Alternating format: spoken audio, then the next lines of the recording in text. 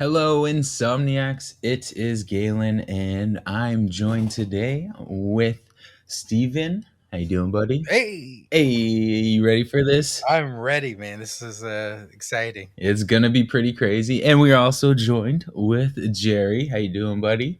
Hi, everybody. Again with the Dr. Nick. What is that a thing?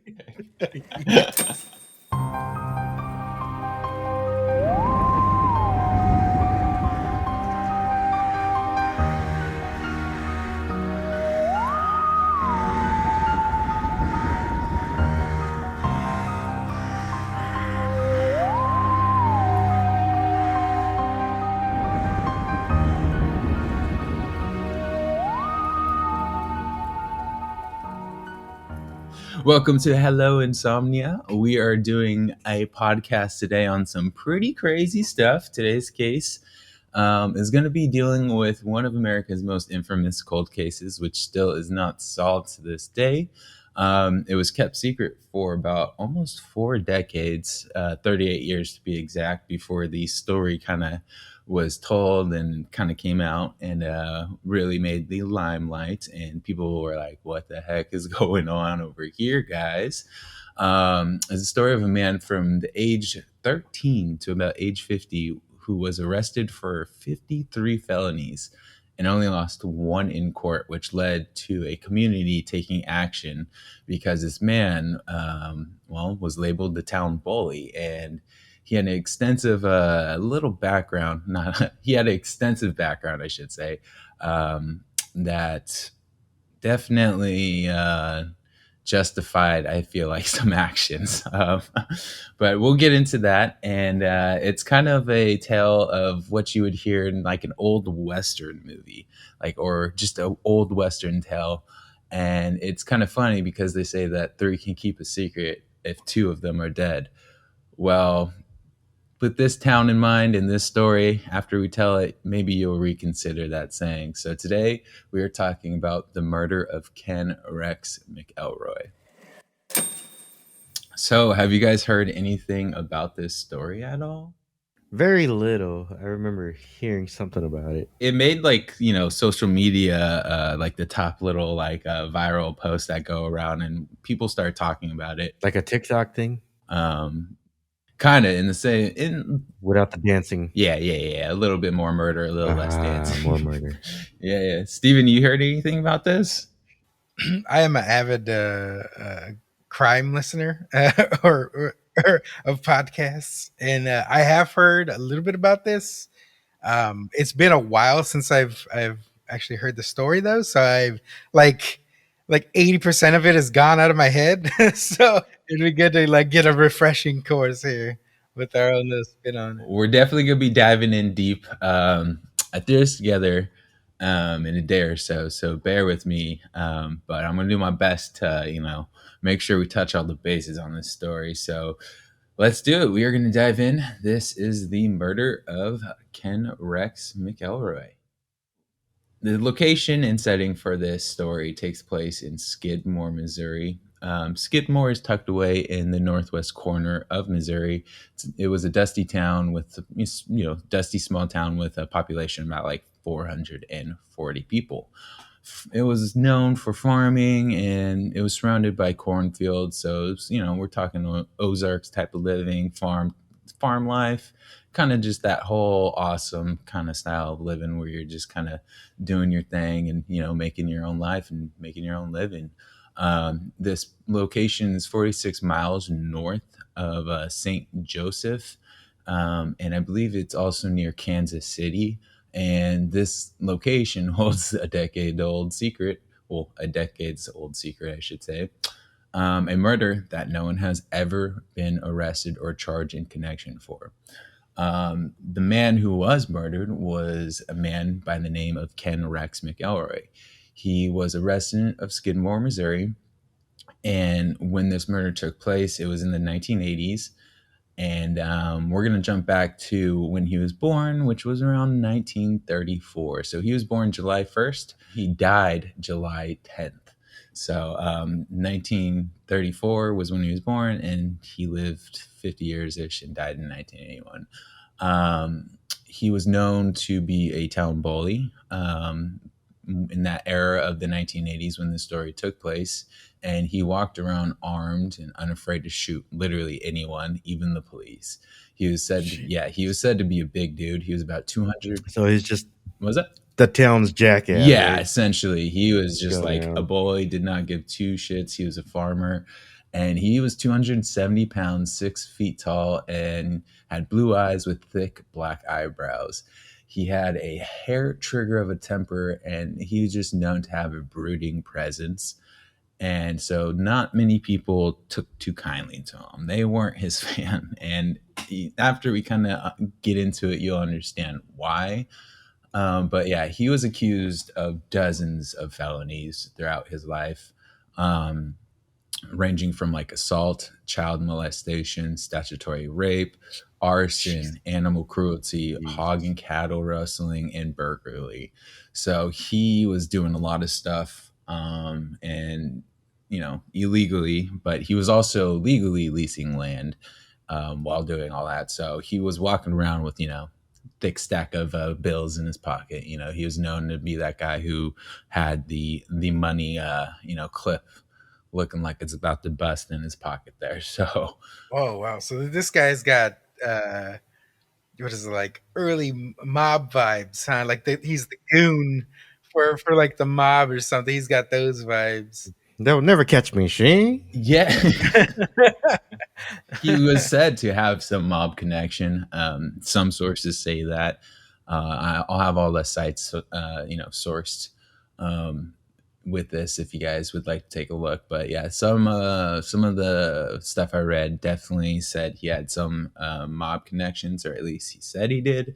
So there's definitely some mob vibes going on here. Yeah, I can definitely like as if you went what is it, like you snitched and you had to go under, like not undercover but into hiding, and you just end up, it's just like this guy fucking, I just imagining like a guy with like a New York accent, like, hey, what's the matter with you, shooting at the cops, like, Hey, I'm walking here. Hey, I'm just trying to farm here. I got this corn stock.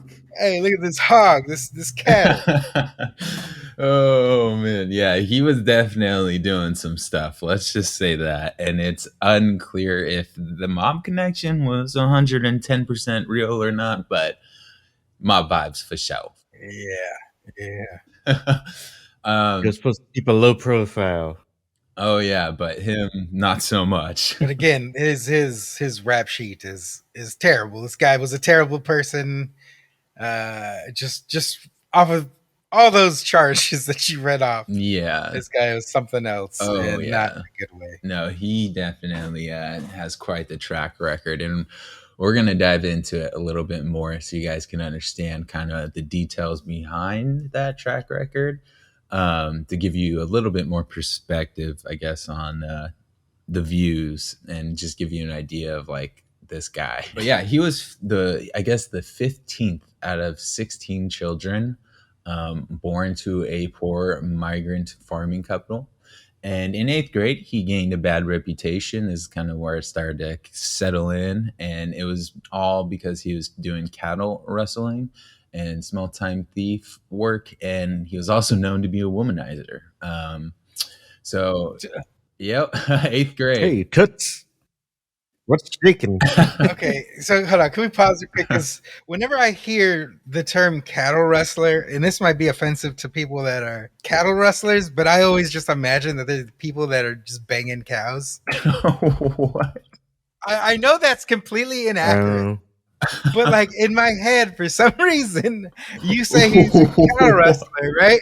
I'm just thinking that this guy is going around fucking cows in the 8th grade. It is considered animal abuse still. Yep. Falls under that. I know that's not what cattle wrestling is. I know it's supposed to be a profession and shit like that, but I'm just imagining that this guy is like just stealing cows to try to bang them, and that's horrible. Yeah. No. Oh my god, that's hilarious. I was not ready for that at all. All right. And also 15 out of 16 children. Oh yeah. family's just Big family. like cold in the winter, just Dude, working them out. yeah, and they're like, farming couples, so it's like they're not living the lavish lifestyle for this time era. Oh They're just man, doing their thing. It's like 16 straight years they were banging. Oh yeah. Oh, they did yeah. not stop. It's like congrats on the sex, but my lord. Jeez, it's like a Stargate. The children just walking out of it. It's a portal. Good Lord. Hey, yo, mom, what's good? I mean, good for them and the hypersexual. Yeah, you got it. Yeah, You did yeah, it, but 16 ooh, kids. that's expensive. Hopefully they weren't all as bad as this dude, though. And out of 16, he's the dickhead. Yeah. Yep, this was the one that by 8th grade had started pretty bad. But yeah, Yeah, so that's around puberty time. Yeah. yep. And then so by 8th grade he was doing all that, and he decided by 15 years old he dropped out of school. He's like, I'm out, I'm done, I'm dropping out of school. So around that time he was suspected of running at least a 2-year theft operation that focused on grain, gasoline, alcohol, antiques, and livestock. Now, he was indicted 21 times and escaped each time around this time when he was doing all this stuff. It was said he was charged of a crime at least 3 times a year. So, yeah, he was doing a lot and getting caught up and charged and escaping all of the charges a lot. So, there was always witnesses too, but they would refuse to testify against him because he would try like intimidating them by either following them, parking outside their houses, watching them, and shooting guns off in front of their houses.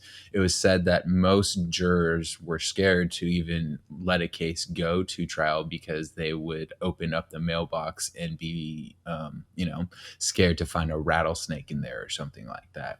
So this guy was doing everything he could to make sure, you're not getting me. you know, and so this guy fathered more than 10 kids with different women. So came from a big family, made a big family. He was known to walk around with money, money, money, and he met his last wife, Trina McLeod, when he was actually 12 years old. He wanted to marry Trina, but her parents did not like this idea at all, obviously. Yeah, she's a fucking 12-year-old. 12 years old. 2, this guy is just like, what? He's just a shithead. And so at this point, it gets a little grim. He, I guess, ended up raping Trina repeatedly, burned her house down, shot her family dog, all to get her parents to agree to their marriage when he wanted to get married. Jesus. And so what's even more scary is when officials asked about the fire and people asked about the fire at the house, well, Trina said it was just faulty wiring. So, Wow. yeah, Trina became pregnant at 14, dropping out in the 9th grade.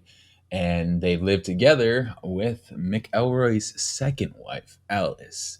Now, the timelines for the marriages kind of overlap. So some of these marriages, well, I mean, by the given, aren't really real. But anyways, McElroy divorced Alice and married Trina to get away from any charges of statutory rape.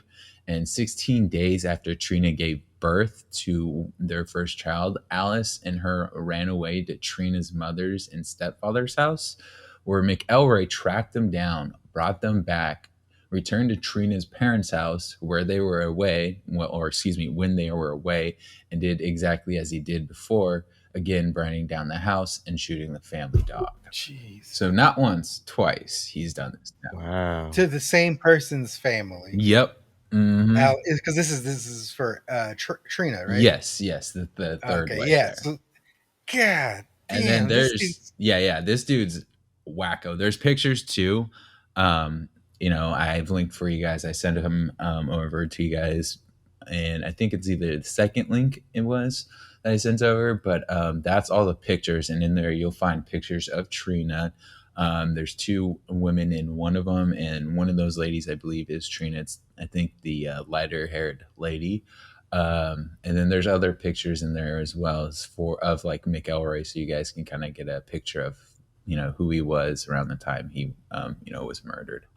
So jumping into 1976, this is kind of where things started to snowball, and the town really started to feel the presence, let's sort of speak, of McElroy, and things kind of became a little more intense and concentrated to the point of overflowing for the town. So in July of 1976, McElroy pulled a shotgun on a farmer named Romaine Henry. And this was due to Henry was chasing McElroy off his private land, and he was just trying to get people off, his farm essentially. And McElroy pulled out the shotgun and shot the man in the stomach. Private land, dude, just trying to be like, hey, get off, this is my land. And of course, gets shot. Henry survived, and McElroy was charged with assault with intent to kill. Upon trial, numerous witnesses testified they were hunting with McElroy, and he was nowhere near the scene of the crime that day. And, well, McElroy was not found guilty. It was said, or at least hinted upon, they were, bullied or intimidated into doing this. So, where you guys head so far? What you guys thinking? I, I I'm just like in shock that he burned his wife's family's home down twice, parents' home, and then shot their dog twice. He's a shithead. Right. This guy's just a piece of work. And then I could see him over here getting chased off of another guy's farm because he's probably over there trying to bang the cows, cattle wrestling. You know what I mean? Like, this guy, get off my land! Like, and then he knew too much, and so he shot the other guy. Oh man, we're totally getting emails about this episode. Because you have sexy cows on your land. Sorry to all the cattle wrestlers, but this guy is giving you guys a bad name. McElroy, not doing anyone any justice. Maybe that's why the town did what they did. So we are now jumping to 1980, 1 year before the slaying of McElroy. So 1980, one of McElroy's kids got into an argument with a clerk in a grocery store because the clerk just asked, hey, would you mind putting that candy back that you didn't pay for? You can't just, can't take the candy. So if you could pay for that, that'd be great. Just saying it nicely, politely, Well, this created an altercation, a verbal altercation, I should say. And the owner, Bowenkamp, and Lois, who were the elderly couple that owned the grocery store, Bowenkamp allegedly, was like, hey, what's going on here? And got involved, as a manager would in a altercation that takes place in their business. And Bo tried to explain, hey, that was never your kid was never actually accused. We never accused the kid of stealing. That was just, something you didn't do in that time period, according to ex-workers of the store who were alive to, provide information when the story was floating around. It was just, I guess, in that time period, that was something you didn't do. You didn't accuse people of stealing, since it was, that time and era and such a low, population of the town. So it makes sense, that just wasn't something, I guess, that happened all too frequently. So you didn't really accuse people of it, and it just was like a bad look on both parties. So that was kind of like, the explanation behind why Bo was like, we weren't accusing your kid. So at this point, McElroy then accused Bo of saying, hey, are you calling my daughter a liar? So you're saying she's lying now, insisting she's a liar? And that just kind of sparked the whole fuse for, McElroy, was him saying, now my daughter's a liar. So After this, McElroy began stalking the Bo and his family, showing up at night, parking out front, shooting guns into the trees in the front of their house, and having Trina just watch them out front. So typically doing the same thing that he would do with anyone who tried to juror against him and go on any jury to pretty much bring him down.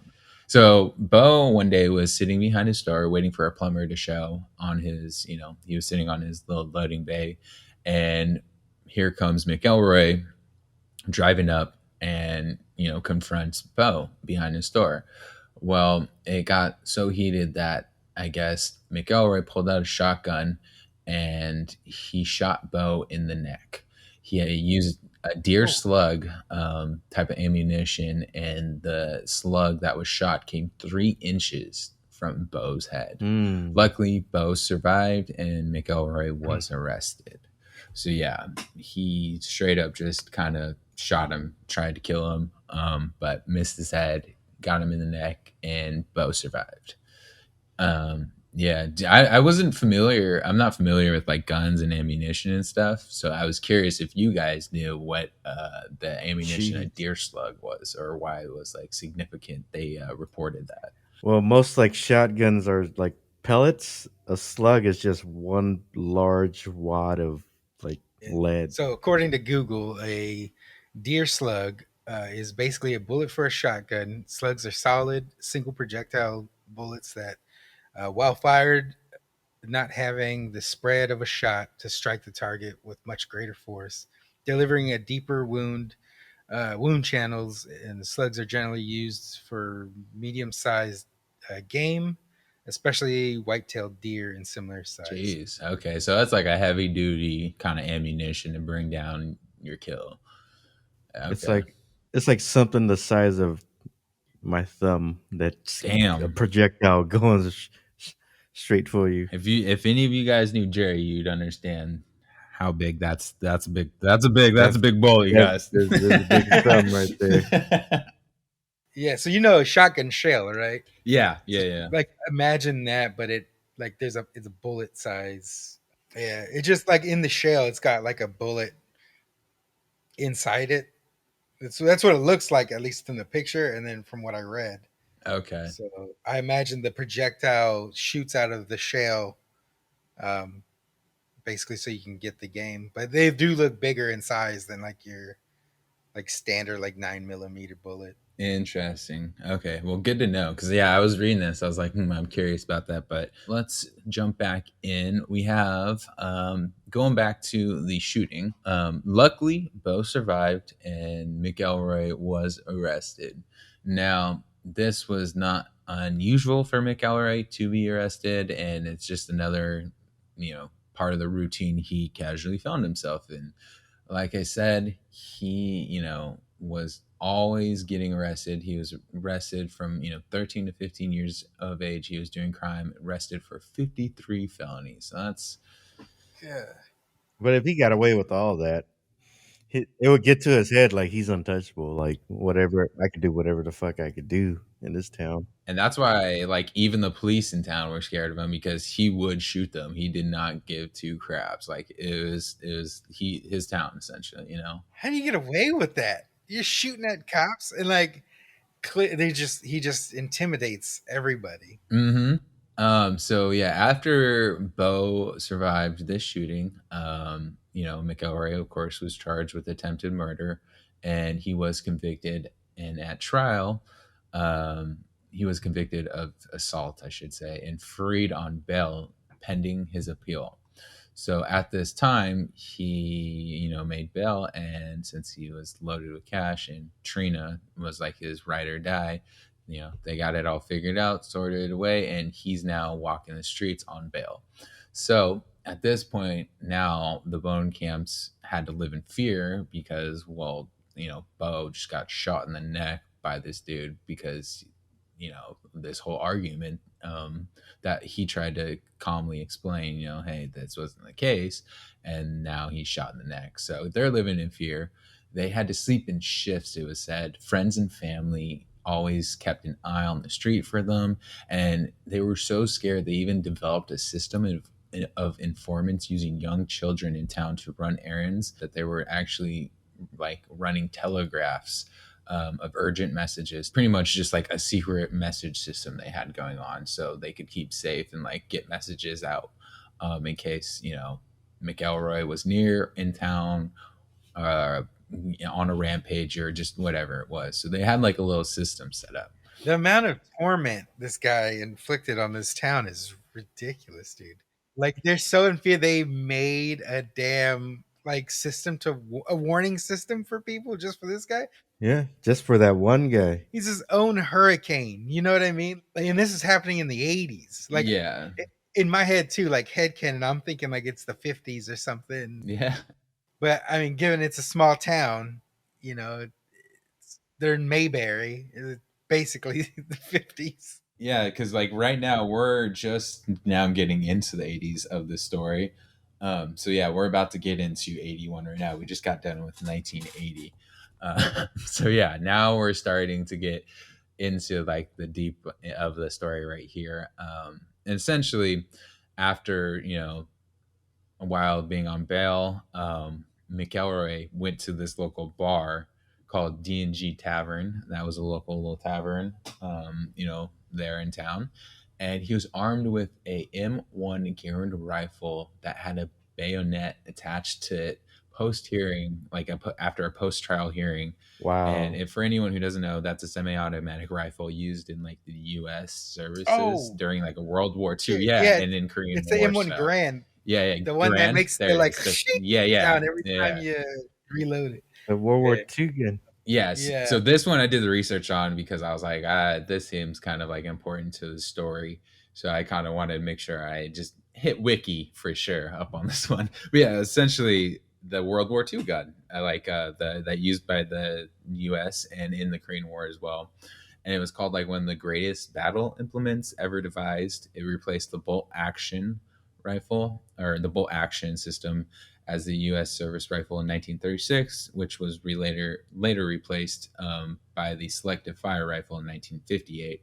But yeah, this was like I guess a pretty technological advancement for like rifles in that era of time. Yeah, because they came from the bolt action to this that actually had a clip that slides in, and it Loads had, what, like 5 bullets? yeah, and it you could just fire away, and then they had to stop using this because like once you ran out of ammo and ejected, that little piece of metal flings out and it causes a ping sound, so your enemies will know exactly where you are when you're reloading. Oh shit. That's like Okay. that's why they were like, we got to find something new. And The technology advancement is on par with like going from using, single shot like little like muskets the to black the black powder. revolver, you know what I mean? Like Hmm. that's how that much of an advancement that is. So with McElroy there at the bar, and he brought the gun there with the bayonet. He was heard and seen making graphic threats about pretty much how he was going to finish off Bo and his family. So this kind of was pretty much one of the icing, that pretty much the icing on the cake. And so it was towards the end of 1980. So now we're getting into 81, where Bo, or not Bo, excuse me, McElroy was still kind of roaming free, doing his thing. And I think he did end up spending like 2 years in prison or jail or something, or like 2 months or something like that for one. I think it was that last crime, but then he got out and it was just like done deal. So come 1981, everyone's pissed the fuck off. They're not happy. Bo's not getting any, time or anything, put onto his life to make the situation, actually fit the crime. He's just kind of like working the system in and out, done, and everyone's pissed, rightfully so. I would be pissed too if I were them. Yeah, no, Yeah. that Bowen camps, they must have like this must have been hell for them. Like just worried that this psychopath's just gonna show up and start shooting at your house. Right? It was like Yeah. it had to be really bad. I can't imagine living in that fear. And like, I can barely go to sleep at night when I just have like the smallest of anxiety. Like I didn't do something at work or I missed an email. I'm like, oh. And you just had this one guy roaming around your town. Literally parked outside your house, like at some points, shooting guns into your trees right next to your window. It's a whole nother level of just crazy. But so we're hopping into the morning of July 10th, 1981. Several patrons of the town of Skidmore, they've had enough of all this, and they formed in the Legion Hall to discuss what to do with the Nottoway County Sheriff. They were like, yo, look, we want to figure out how, one, we can protect ourselves, and two, what we can do about this situation because we've had enough. We're over it. We've been living in fear. We're not doing this anymore. It's done. We're done. We're tired. Like, no more. This ends now.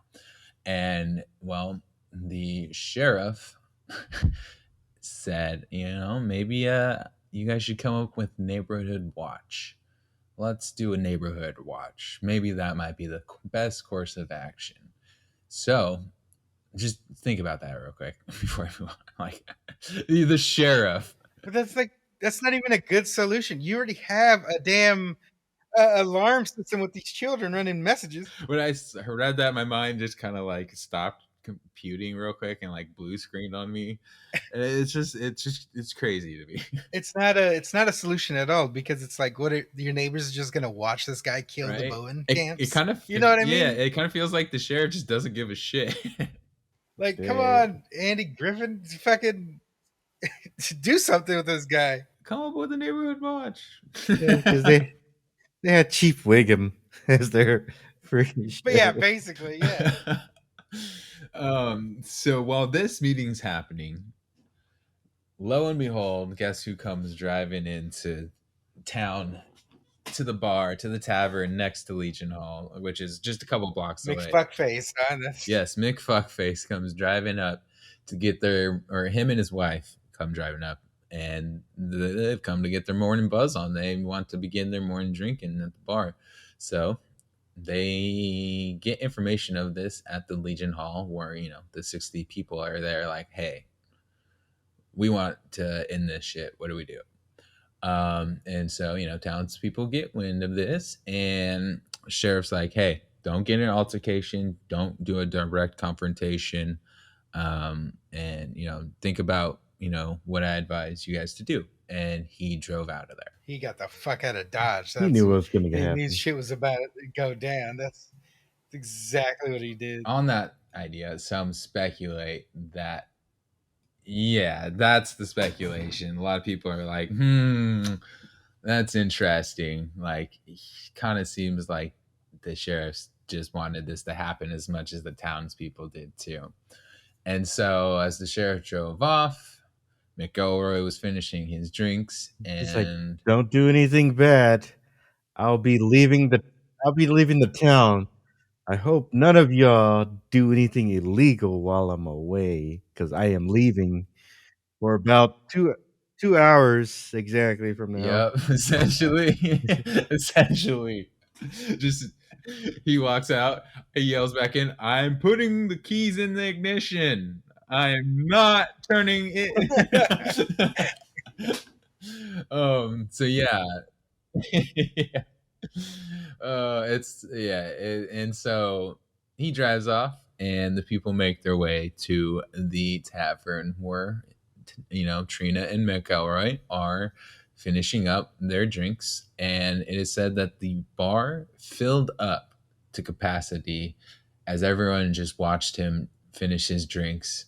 And at that point, he purchased a 6-pack, got up, and went out to his pickup truck. He entered his pickup truck, and as he was doing so, more than 50 people shifted from inside to outside in mass to just kind of stare down his car. Now, that's just from the bar. Those people came out from the bar, and here it is said there's, kind of a lot of different sources and numbers at this moment in play or sources reporting different numbers here in play. And so I'm going to kind of go with the best I can, but keep in mind this is kind of like an average when I'm talking about the numbers here, because so many different sources kind of reported different numbers. So I'm just kind of make it easy for everyone. So as to give you a layout of kind of where this is taking place, when you are kind of going down Main Street of where this area is located, the bar is on the right hand side, if I recall correctly. I could be wrong, but I believe it was on the right hand side. And when you first walk in, there's like the front of the bar is right there, and then you park the cars along the left side of the entrance.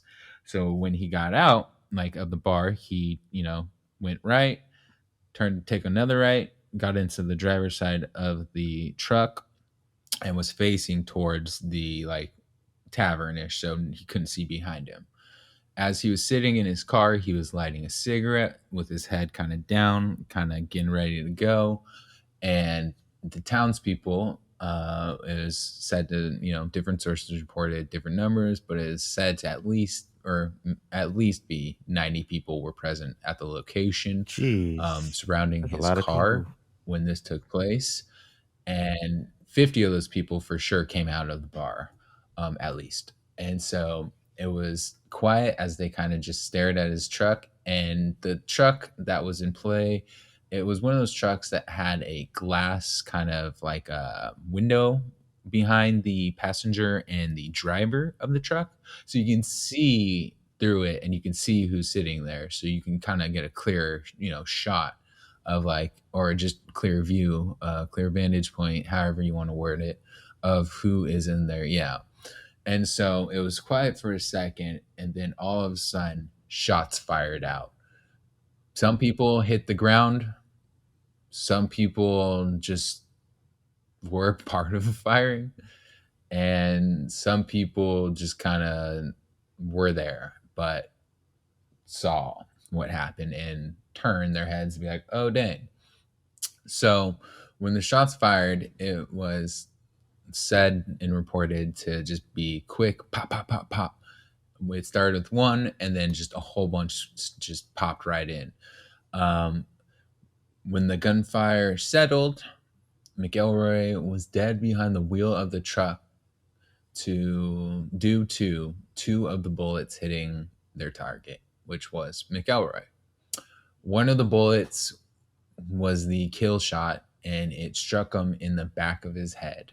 There was now a visible, I think it was like what is that? It's like when the coin is the dollar or whatever. It was like one of those, the size of that, in the back of his skull. When this whole situation was happening, Trina jumped out of the passenger's side while the gunfire was happening.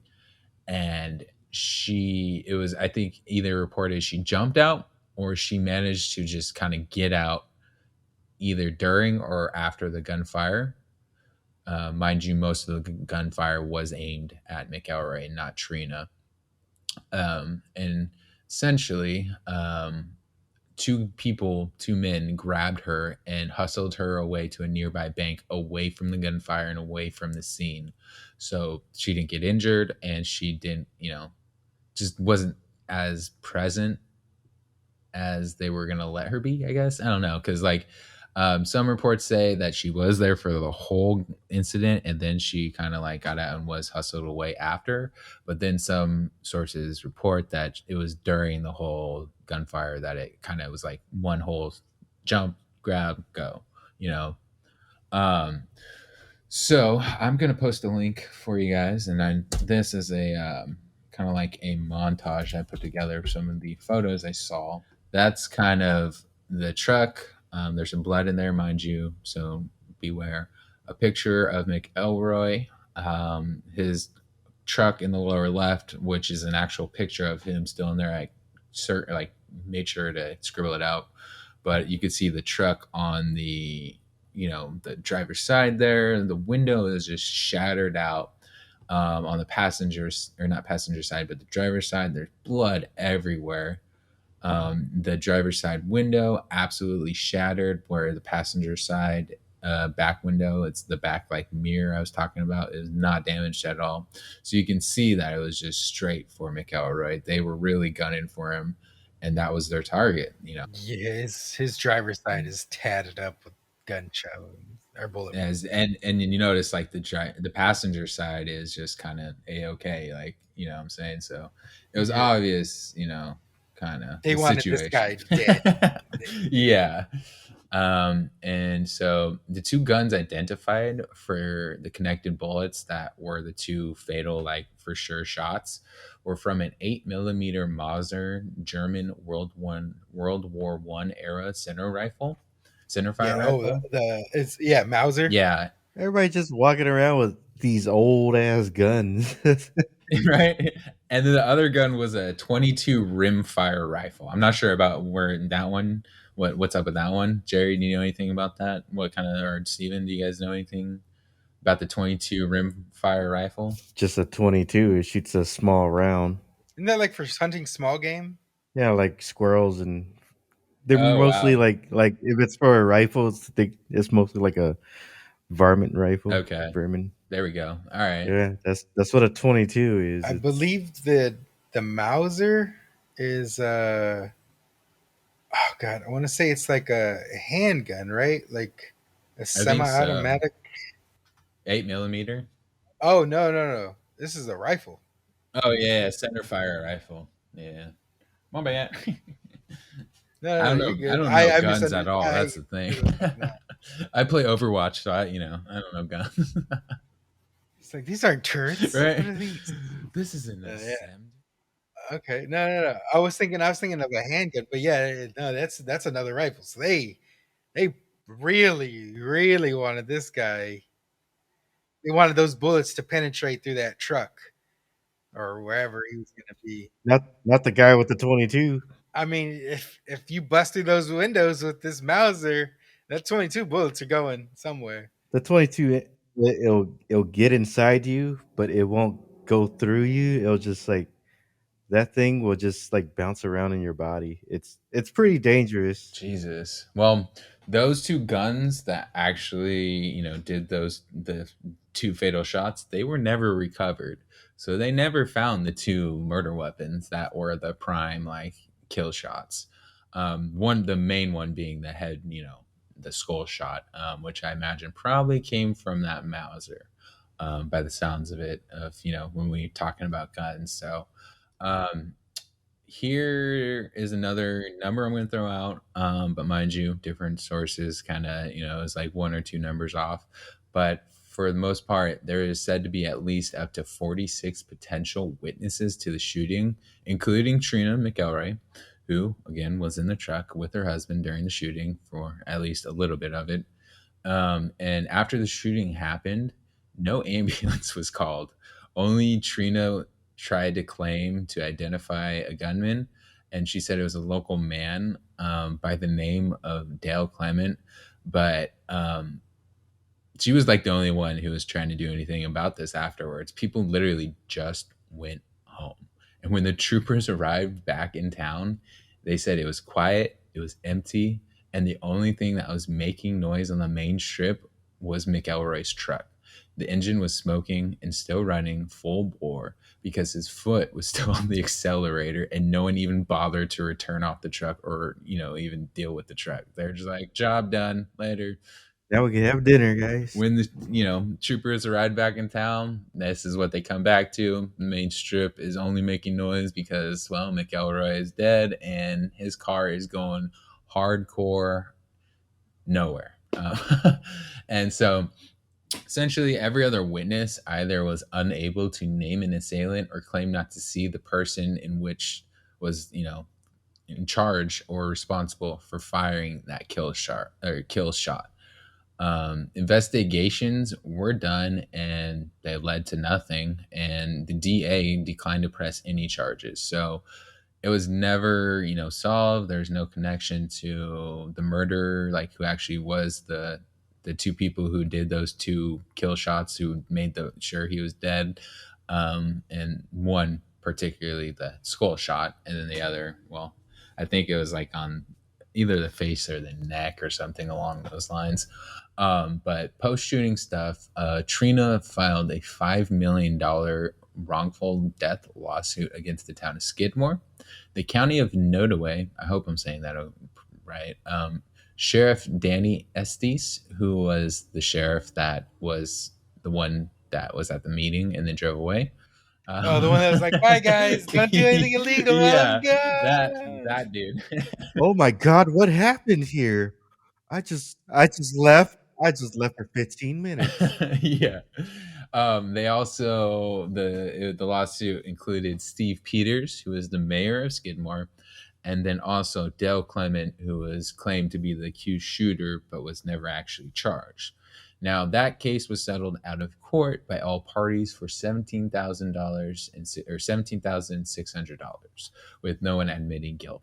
So for that time, not that's a nice little chunk of change that'll get you somewhere back in the 80s. But gotta say that's it started off at 5 million, but good on them.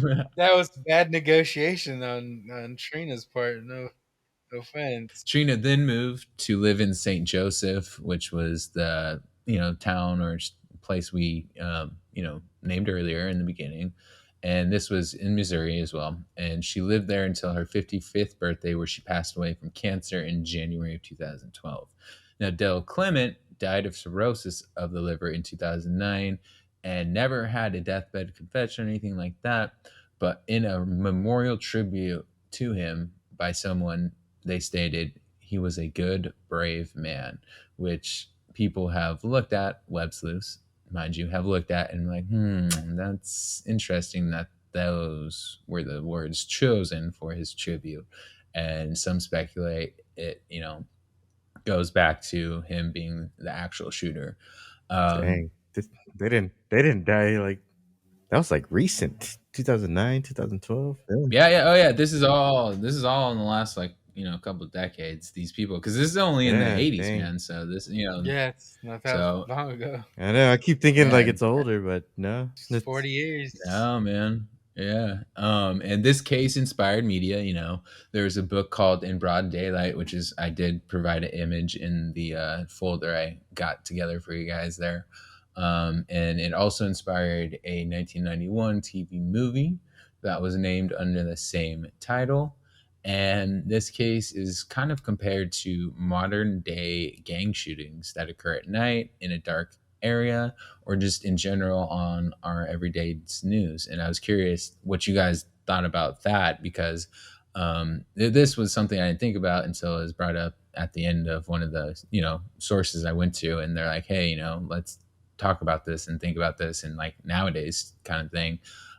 Because this case was handled in a way that a lot of modern day gang shootings are handled at, or just shootings in general, where it's like, hey, it was a dark place, no one could see anything, or no one wants to say anything. But I was curious to see what you guys thought about that and kind of how it tied into like current times of like shootings and stuff, and how some of the investigations are handled with those types of situations. So what do you guys think? This to me, I don't think it is like a modern day gang shooting. This was like uh, grab your pitchfork and torches. We're fucking killing Frankenstein. Like that's what this is. Yeah, like they set out on a mission to. Well, this is allegedly. This all sounds like what I mean. They were like, no, we're getting this guy. We're dead. We're sick of his shit. He's got a terrible Yeah. rap sheet. We're burning the witch. Raping cows. Raping cows. And They had a town meeting. We're done with his antics, and they delivered. And then I think, like the sheriffs and stuff, they probably did just turn a blind eye, because they probably, if they're getting shot at by this same dude, you know what I mean? Yeah, he had to go. This is like the one case where you don't sympathize with the victim. They were all in it. You sympathize with the suspects, if that makes sense. I mean, what they did, I'm not saying it's morally right, because it's still murder. But at the same time, this guy was a piece of shit. 100%. And there's actual quotes from people who were there. I got two here, and I'm just gonna read them real quick, and then I want to hear what you have to say, Jerry. Yeah, yeah. Kind of the thoughts. But these two quotes are legit from either one is from the Bone Camp's daughter, and the other is from a Skidmore farmer who was alive during that time. And Kirby Gosley, who was the Skidmore farmer, he literally said, "Our law enforcement never went after him very hard. The son of a bitch would just as soon shoot them as anyone else." And the Bone Camp's daughter, Joyce Monty, said, "It was not the kind of justice they should have gotten. We stood up and did the right thing. We went to the police, we went to the courts, we went everywhere we could. But justice would stay delicately out of the way. Looking back, the justice system had as much to do with the killing of Ken McElroy as anyone in Skidmore did." Damn, Mm, that kind of yeah, just puts it in perspective. Where it's like, yeah, they did their own Hmm. Western yeah. justice. We They did it. Yeah. killed And him. that's kind of why I wanted to leave the quotes at the end, because after, that little statement of, the shootings, how one source tried to tie it back to today, I wanted to kind of throw that in there, but also end it with that quote. So, it kind of, it does, it goes with both sides and like has that, I guess polarity, or what's the word I'm looking for? Yeah, it's impact. Like it's got its impact. Yeah, I get what you're saying. Oh God, like that's insane. This whole case is like it's crazy because it's Yeah, one of a you can't. it's almost one of a kind. Something that happens in the '80s too. So it's like, yeah. So And everything, of course, is alleged. Like I'm making my jokes about this guy banging cows and stuff, but like, I mean, he wasn't a good man, but Not one it's bit. still murder, and it's a whole hey, town just committed a crime. hey, what are you gonna Allegedly, do? Yeah, you gonna arrest the whole town? you Right? can't. Yeah, Yeah, it's you don't know. It's that thing where it's like if you and can't Oh, man. 100% say it's this person that did it, you got no case. you question everybody. They're gonna be like, I don't know, Nobody's I gonna don't know. testify. You All Yeah. right, I Yeah, mean, this there's no snitching in this Old town. West justice here. straight up, it kind of has the essence of, like I said, Who like that who did old it? Western kind of like vibe. It's like an old Western tale in a sorts, because it's like, the sheriff couldn't do anything, Popo couldn't do anything. And the town was like, "Don't worry, we got it." That's all you had to say. Yeah, we'll take matters into our own hands. All right, And they Oh, did. yeah. They did just They indeed. did. Well, do you guys have anything else you would like to add in before we end the episode today? Uh Great job, man. Good job on Thank you. this. Thank you. This is a yeah, good one. and good job to the people of Skidmore. Hell yeah, brother. Yeah, man. Just Hey, yeah, that was a good episode, thank man. you. It's Thank a good you. episode. They definitely did what they had to do. And in my opinion, I'm definitely all for what they did. Skidmore, you guys, you go hard, and I I represent, bet man. af- Props, props. That's all I gotta say. after that day, everybody slept very peacefully. Oh, The 100%. whole town. Imagine the The whole Bowen town. camps, or however you say your name. I hope I'm not butchering it. Imagine that family, not having to live the way they Yeah, they did. didn't have to look out the Yeah, window have kids every run 5 secret minutes. messages for them, and like it's just wild to think like this happened in the 1980s. Again, the 1980s. It probably felt like a breath of fresh air. Like, yep, this town is way better without this guy now. And I bet after that, the crime rate has been so low. Nobody dares to do anything in that town because everybody was like, "Hey, all right, town meeting. Let's get this guy now." It makes Oh, sense why Doan was stealing shit. Hey, what if this just like started a whole thing where like now this town they still just take care Some of their own vigilante justice shit. and we just don't hear about it. Like they just go around killing all the people that cause problems in the town now and just don't say shit because everybody's in on it. Oh man, awesome. Well, hey, I hope you guys enjoyed this episode of Hello Insomnia today. Please make sure you hit us up on Instagram and Twitter so you can get the latest notifications. And, we always like to interact with you guys there and try and get new information on like stories and new stories we can do. So we do have those going on. Hello Insomnia _ for Twitter, and then Hello Insomnia Podcast on Instagram. And then, anything else you guys want to add in before we head out? Yeah. Remember to like and share, spread the word around. Yeah. Send us some hit us up on Twitter. Tell us what cases you want us to check out. That's some mystery cases. They're just weird stuff. We like talking about. Yeah. And thank you guys so much for all the support we've received thus far. We really appreciate it. You guys keep this going, and I hope you guys enjoyed today's case. Much love, and later from the podcast team here at Hello Insomnia. Later, guys. Good night. Peace.